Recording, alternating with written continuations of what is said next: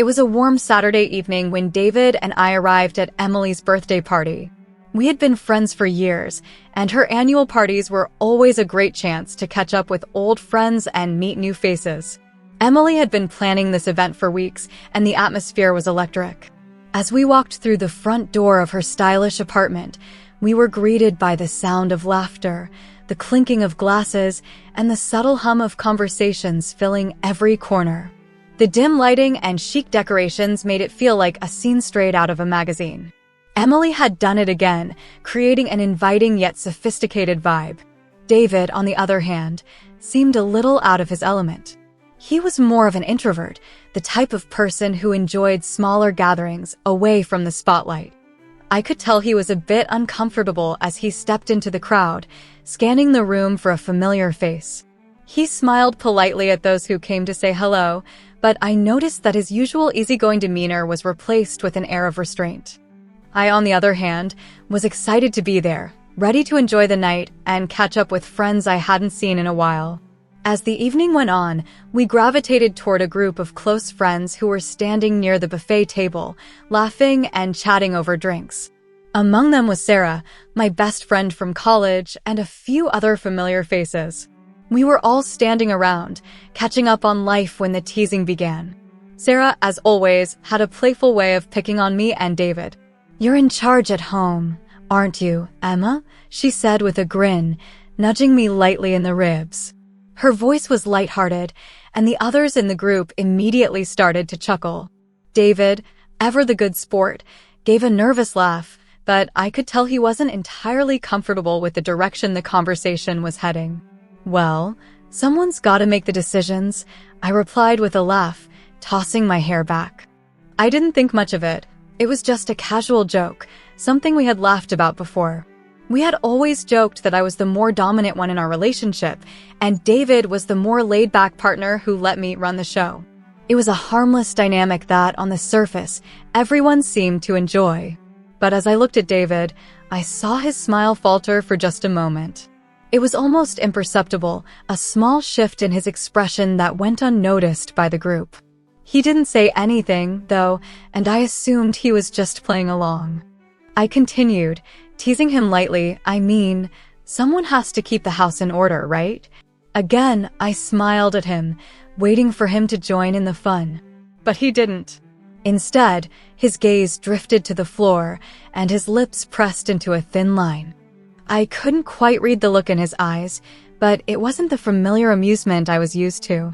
It was almost as though he was retreating inwardly, not engaging in the conversation the way he usually would.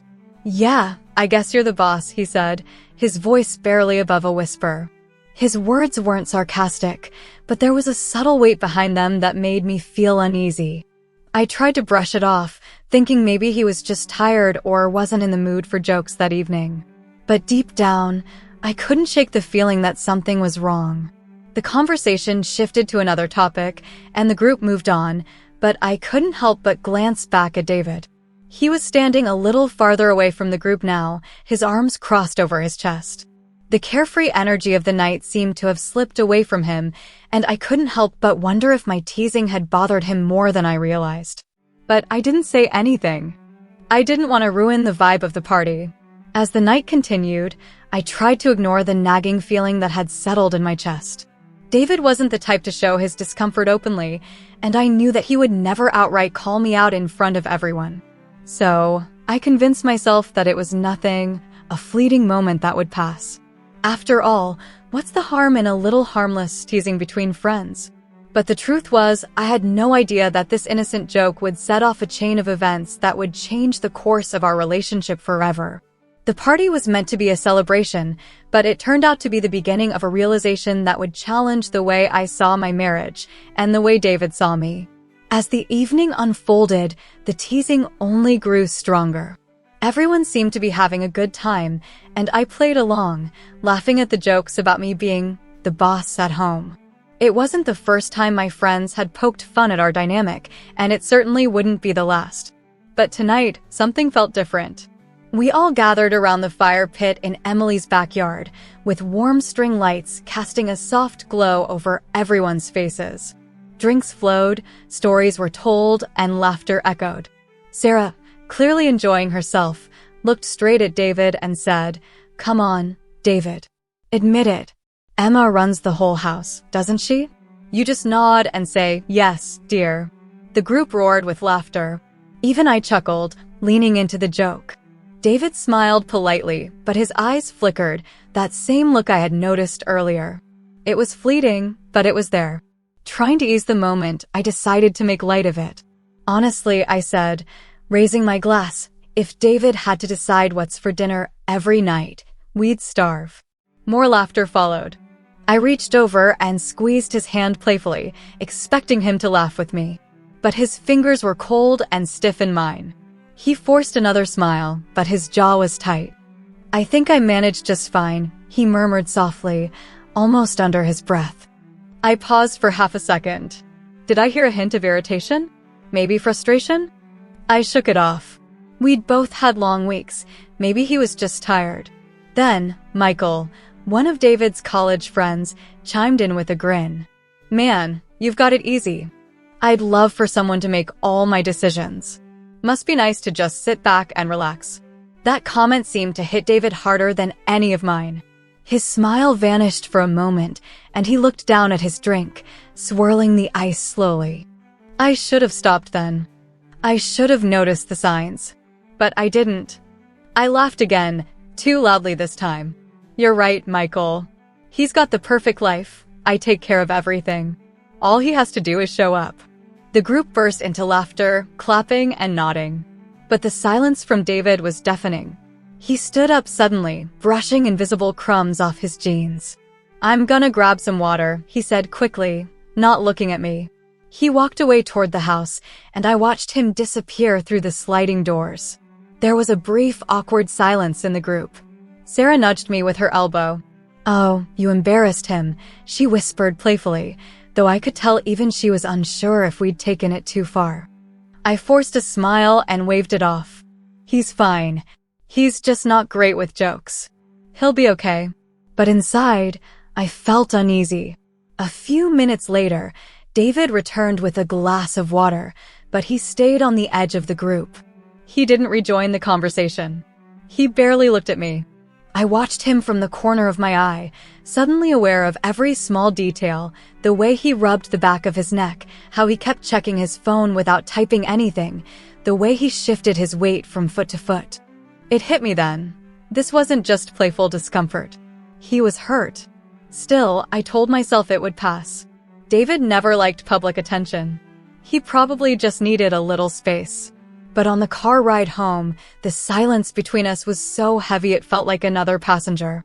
I stared out the window, replaying the evening's events in my head. That harmless teasing, those jokes we'd made for years, they didn't feel so harmless anymore.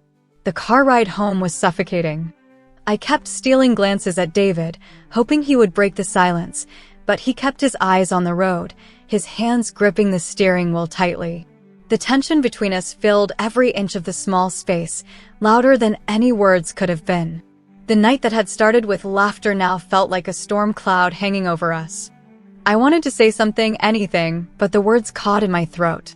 Part of me didn't want to admit that I had gone too far. Another part of me feared what his reaction might be if I brought it up. So I stayed quiet, staring out the window as the city lights blurred past. When we finally pulled into the driveway, David cut the engine and sat there for a moment, his eyes fixed on the garage door. I waited, holding my breath. "I didn't appreciate tonight," he said finally, his voice low but steady. I felt my heart sink. "I was just joking," I said softly, turning toward him. His jaw tightened. He still didn't look at me. "Yeah, but you weren't just joking." I blinked, confused. "What do you mean?" He exhaled slowly, his breath shaky. "Emma, I get that it's fun for everyone to laugh and tease, but do you know how it feels to constantly be the punchline? To always be the guy who does nothing? To be seen as weak?" I opened my mouth to respond, but he continued. "You don't just make those jokes in front of friends. You make them in front of my family, my colleagues, everywhere. I laugh along because I love you, but it chips away at me. Every time." His words hit me like a slap.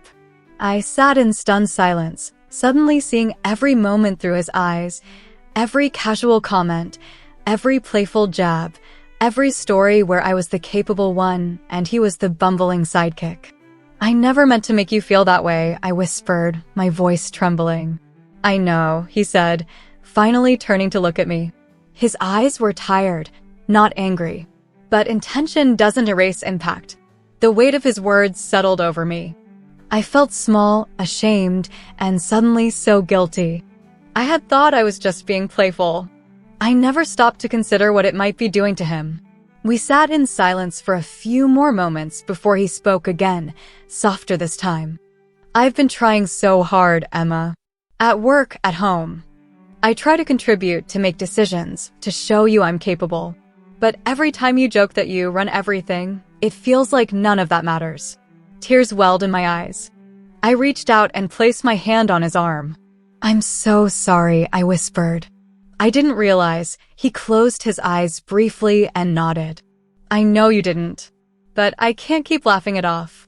We sat there, the silence between us no longer heavy with anger, but with understanding and regret. "Come inside," I said gently. "Let's talk." He hesitated, then nodded. We walked into the house together, but everything felt different. The walls that once felt warm and familiar now echoed with every careless joke I had made, every moment I had dismissed his feelings without knowing. In the quiet of our living room, I faced the truth. I had hurt the man I loved without even noticing. And now I had to find a way to rebuild the trust and confidence I had unknowingly chipped away at, piece by piece. The next few days were tense. David and I went through the motions, meals together, work, chores, but everything felt like we were walking on eggshells. We barely spoke about the argument, and yet it hung between us like an invisible barrier. I could feel the weight of my mistake pressing down on me. I had never meant to make him feel small, to make him feel as if his efforts and contributions didn't matter. But I had, and I knew now that it wasn't something I could just brush off with a few words of apology. The silence was unbearable, and each passing day made me more aware of the distance between us. I hated how it felt, like we were strangers in our own home.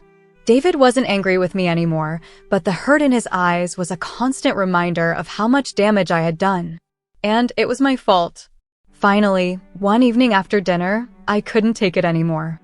I had to talk to him. I needed to fix this, to make things right. "David, can we talk?" I asked softly, sitting down on the couch beside him. He had been flipping through the TV channels, but now he turned to face me. "About what?" His voice was cautious, guarded. I sighed, running a hand through my hair.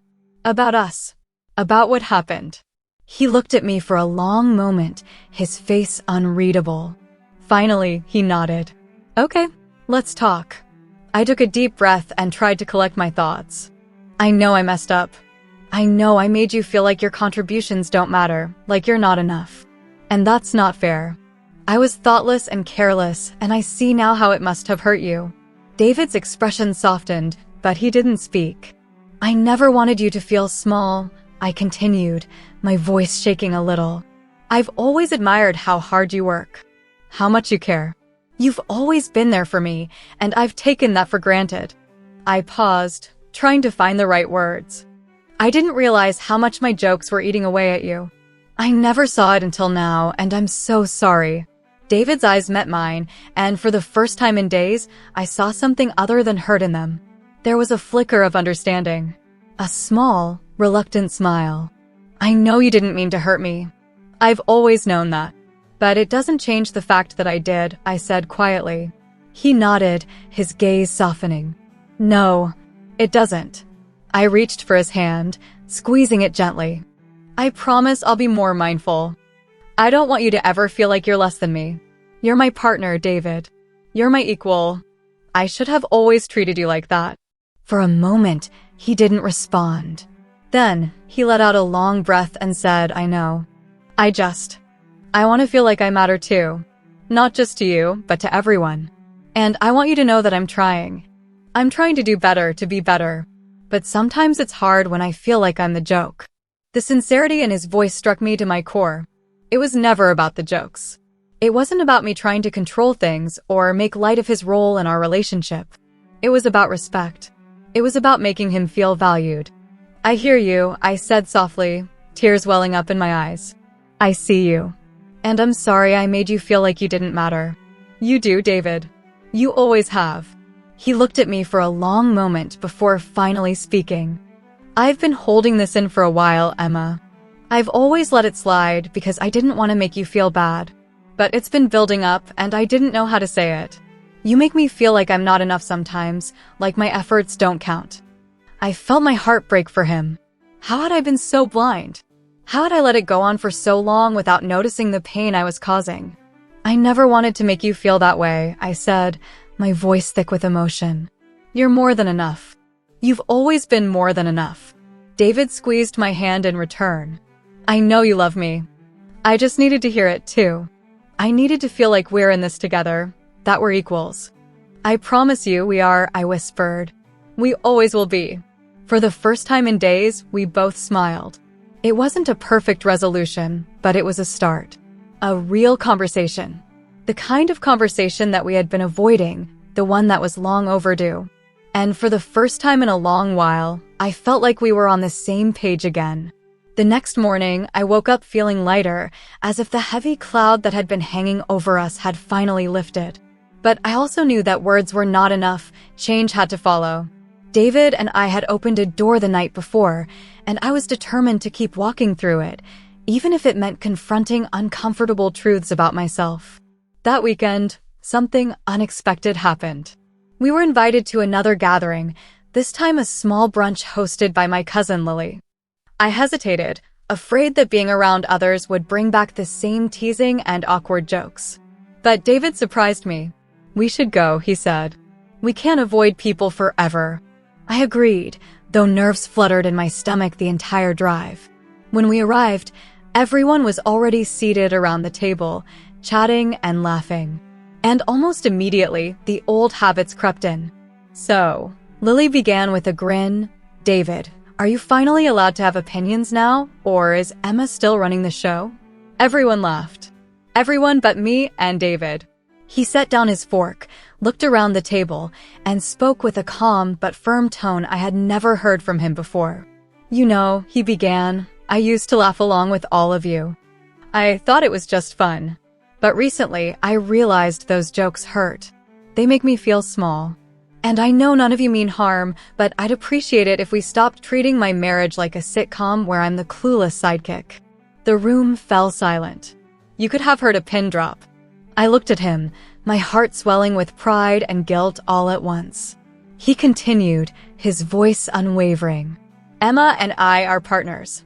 She's strong, yes. She's decisive. But I'm not weak, and I'm not just following along behind her. I contribute, I make decisions, and I matter. I watched as everyone absorbed his words. Some looked uncomfortable. Others nodded slowly. And then Lily, to her credit, smiled gently. I'm sorry, David, she said. You're right. We crossed a line. The conversation shifted after that, becoming lighter, more respectful. For the first time, no one made jokes at our expense. Instead, people asked about his job, his hobbies, and treated him like the intelligent, capable man he was. On the drive home, I turned to him. I'm so proud of you, I whispered. He smiled, his eyes warm. I didn't do it to prove a point. I did it because you made me feel safe enough to speak up. Tears welled up in my eyes. I'm so glad you did. Weeks passed, and things between us grew stronger. We talked more. We listened more. The small moments mattered, when he asked for my opinion and genuinely cared for my response, when I paused to ask about his day without rushing, when we made decisions together instead of me taking over. One evening, as we sat on the porch watching the sunset, he took my hand. I was afraid, you know, he said softly. Afraid that if I spoke up, I'd lose you. You could never lose me, I replied. But I'm sorry I ever made you feel that way. He kissed my forehead. You didn't make me feel afraid. My own insecurities did. But you helped me face them. And then came the surprise I never expected. I've been thinking, he said, his voice nervous. I want to start my own business. I've had ideas for years, but I never believed I could. Now, I think I can. My heart swelled with joy. You can, I said firmly. And I'll be right here, supporting you. That night, I realized something beautiful. Our greatest conflicts had given birth to new strength. We weren't perfect, but we were learning. And together, we were unstoppable. Subscribe to our channel for powerful real stories that touch your heart. Join a community where emotions run deep and every story brings a new perspective. Don't miss out. Hit that bell for weekly updates.